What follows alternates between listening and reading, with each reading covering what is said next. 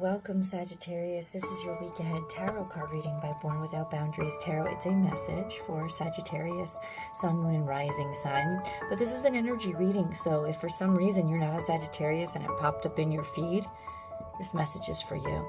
It comes to you at just the right time. And this is where your message begins.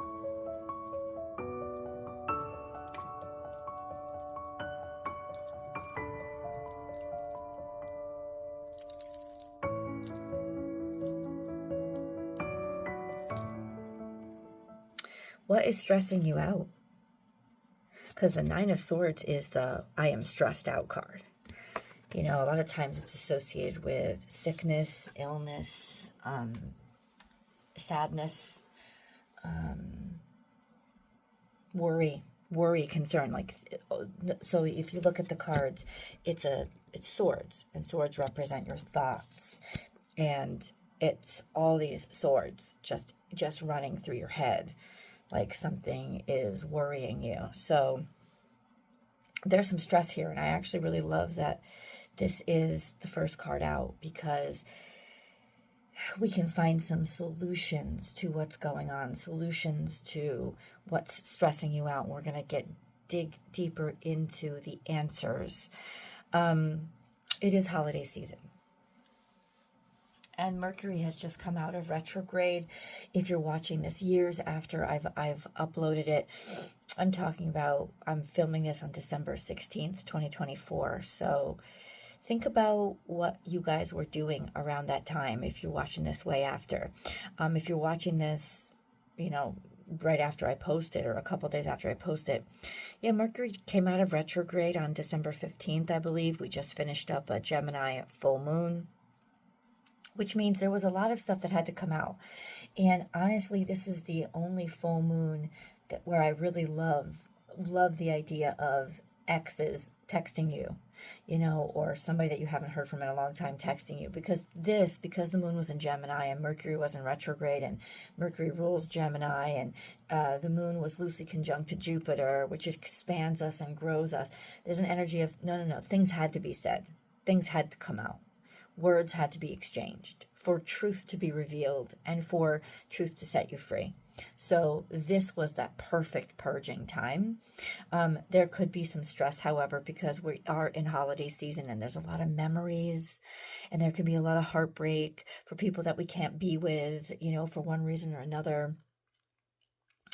Or money could be stressing us out. A lot of times we put unnecessary pressure around ourselves because we're like, well, we've got to get people gifts. We've got to buy people gifts. And the truth is, and I know this is going to sound corny, but the greatest gift you can give somebody around the holiday season is your presence and being in their presence and just sharing special moments with each other and one another.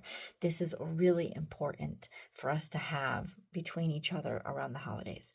So understand that the pressure that we put on ourselves when it comes to financial, very difficult. I know this year, especially for people in middle management positions, has been horrible. Some people have been out of work for over a year. So understand that it's almost like the universe is begging us to realize it's not material, that we're not going to find true happiness in the material things. And I know never in the history of us worrying has anybody ever stopped worrying when they were told, don't worry about it. But I just want to remind you that there are so many more important things in life than gift giving.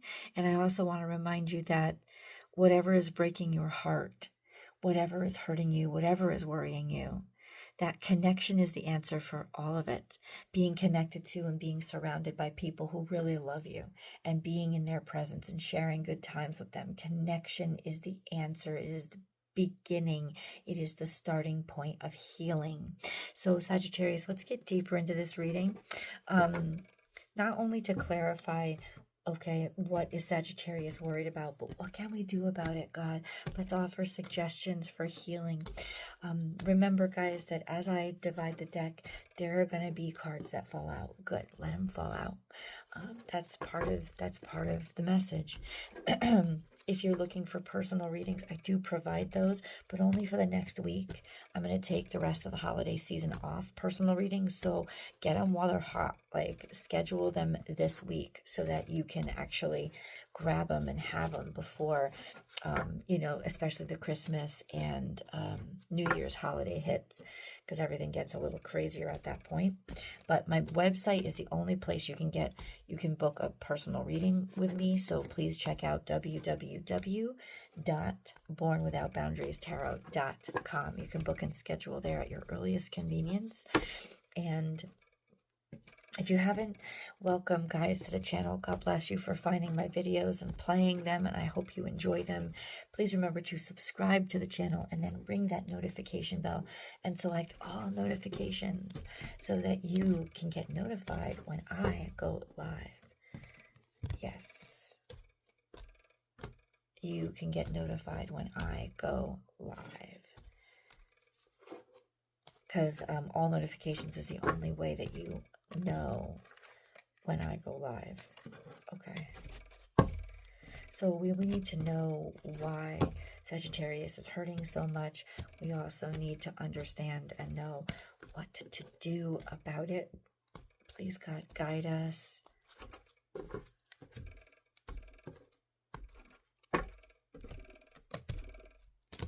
Okay, trying to get all these to make sense. I'm not in my normal environment, Sagittarius. And normally I do a sound cleansing, but I'm not going to do it this time. Okay. Because I get to spend the holidays with my beautiful granddaughter, and she's sleeping. So, Sagittarius. The cards are talking to us. That's beautiful.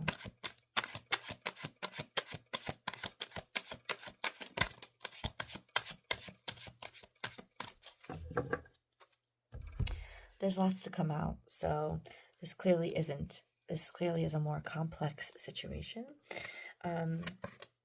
We have something hidden, or something that wasn't completely on the up and up, or something that maybe you wanted to keep hidden, something that made you very emotional, something that was very emotional that maybe you tried to keep to yourself.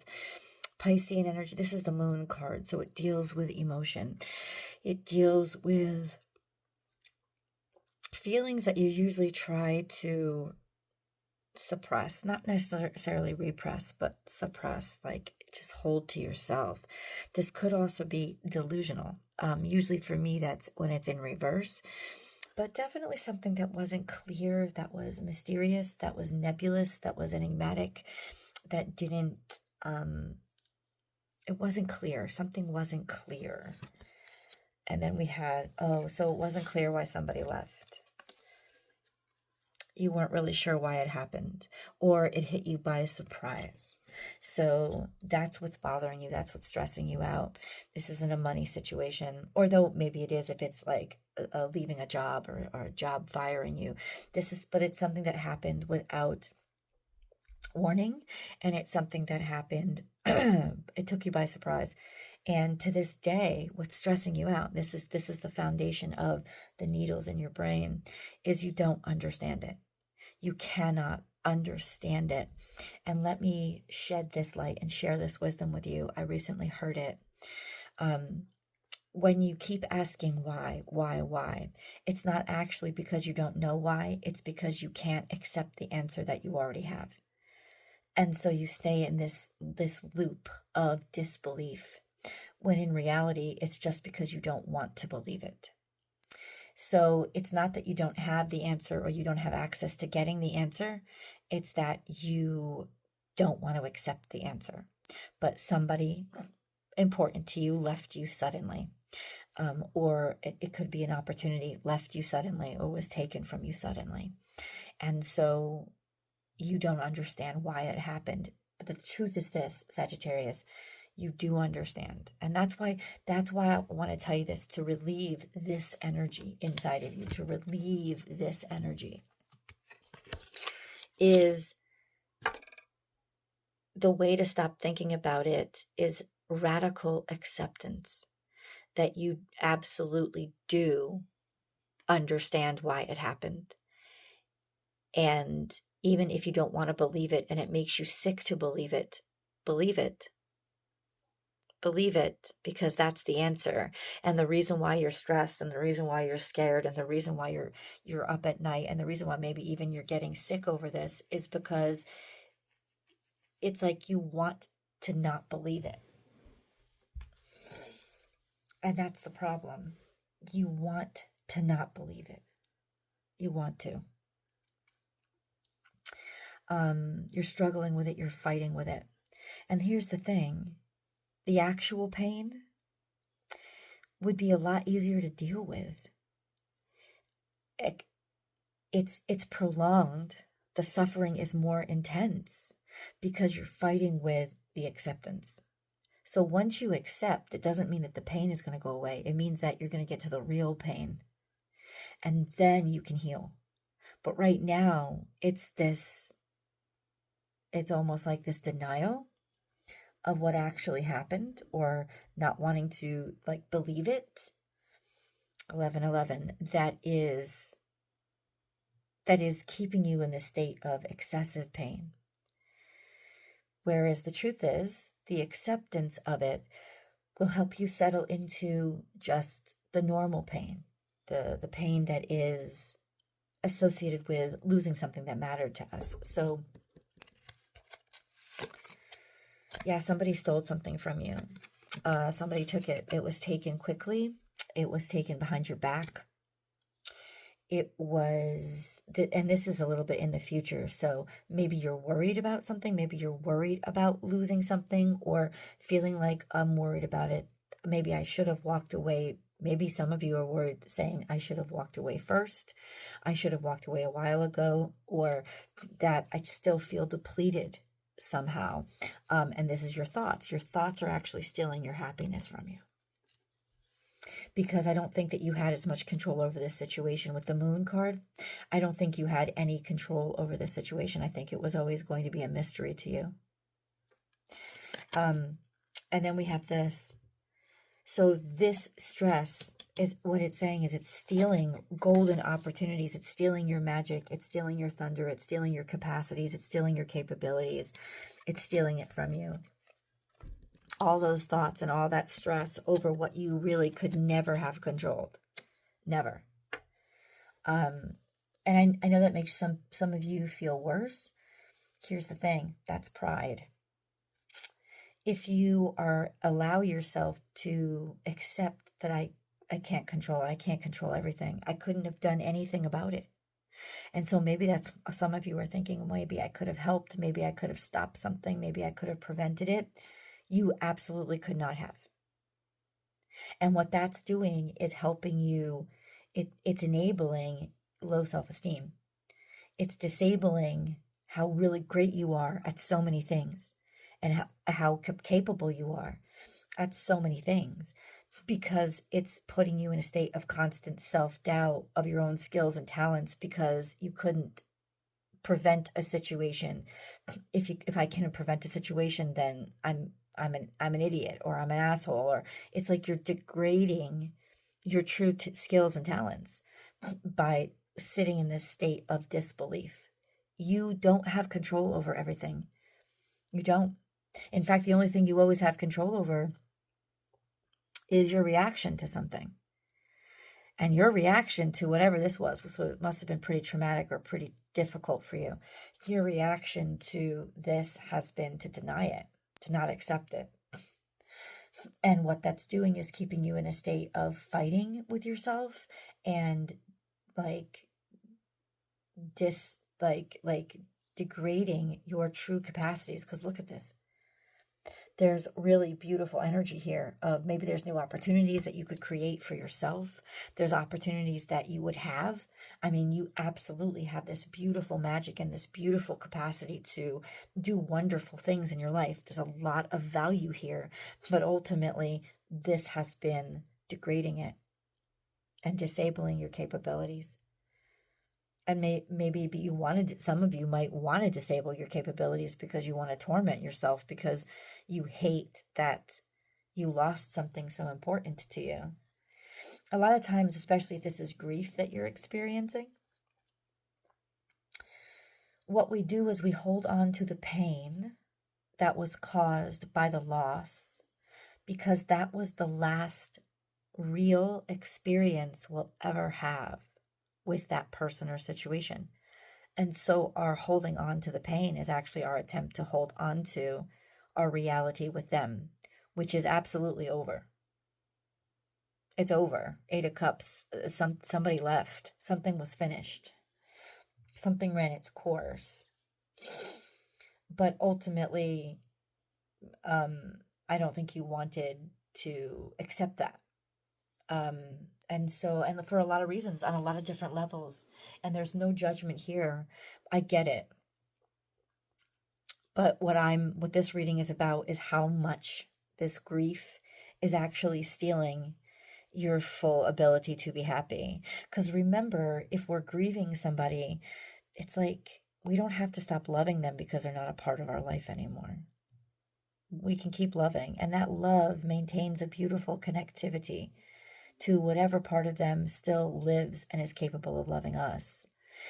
And so even if you were in an abusive situation, love, it's not hate that sets you free. It's really love. Because what you're doing then is you're celebrating the love in you. You're celebrating the God in you. You're celebrating the purity of you. And you're going to start to get back that self-esteem of I am capable, I am worthy, which you absolutely are. Then we have this reminiscence. Maybe being close to home, getting back to basics, getting back to simpler times or what used to make you happy, being around friends, people who love you, people who care for you, being around home or feeling at home. But it does seem like there's a nostalgia, constantly thinking about the good old days. Now, maybe that's part of the solution. Being able to connect to and remember, not regret that they aren't still available for you, but that it happened. The celebration of the beauty of the fact that it happened. This scares me a little bit because it's like carrying a torch for something that it's almost like I want to torture myself. I want to continue to torture myself into the future. Like, slow and steady wins the race. Things have been happening very slowly for you because of your fear. Things have been happening very slowly for you, maybe because of you're stuck in an energy of your brain stuck, right? And that's why it's like you're carrying a torch for something that's now become toxic. And it's not that this person was toxic, but the fact that you're still insisting on that connection and only that connection has become toxic and will continue to be toxic and is absolutely in part fear and blockages and things being stuck or yeah. And it's almost like you're tormenting yourself. So what is Sagittarius supposed to do about this energy? There's some block here. There's some restriction, especially when it comes to work. There's some block or restriction. There was unfinished business here. That's what it is. This thought of if something didn't finish, something didn't end. It has ended. But the mindset that it hasn't has kept you stuck. And has stolen a lot of your opportunities.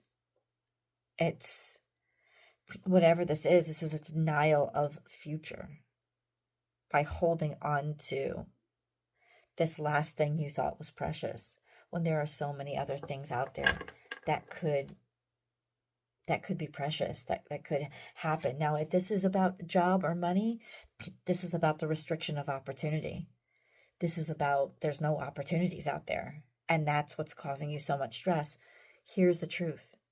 A lot of other people are in the same situation. And we saw this during, when we had the pandemic a couple of years ago. When you're all in it together, people are a lot more open-hearted and understanding of what you're going through. And I can guarantee you we are all in this together. So what is Sagittarius supposed to do with this energy? Queen of Cups. Find a place to love. Find a place to care. Find a place to give. Open up your heart. Don't let every opportunity in. Certainly use your wisdom. Oh, that's interesting. We have the Queen of Cups. Something guarded, something protected, but something new. There's a beginning here. But in the future, it came out that this is more delusion. This is more mystery. This is more unknown. This sense of, it's almost like, I want to feel love again. I want to feel happy again, but I don't think I ever really will. And these are all thoughts. But let's get deeper into what the hell this means. I'll see you guys in the extended. The link is down below.